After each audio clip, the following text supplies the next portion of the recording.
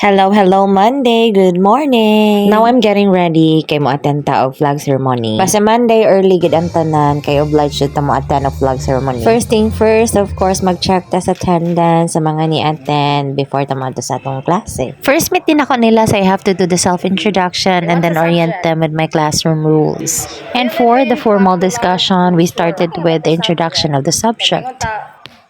What can we expect from the teacher? Now, what can we expect from the subject? A popular culture man, what comes in your mind? When we say popular, what comes in your mind? Right? Same famous one. Friends?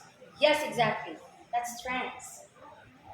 Are you familiar with the black up, blue up, and red up? What's red up? YouTube. Alright. Blue up. Facebook. Orange basket.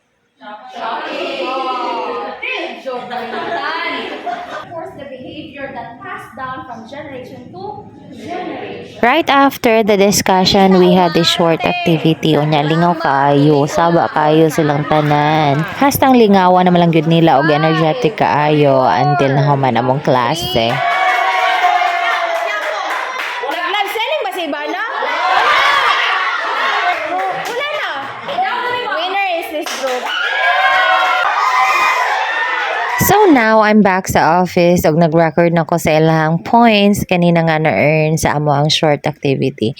Pagkadali na lang gyud in town sa usa ka oras. Oy, kung buot lang, kulang jud ang usa ka oras sig yaw-yaw sa lecture. After mag-record sa score, sinoktok sad gud gamay kay medyo naluya kay wako ka pangapi. That's it. Prepare na pod ko for the next subject. Bye!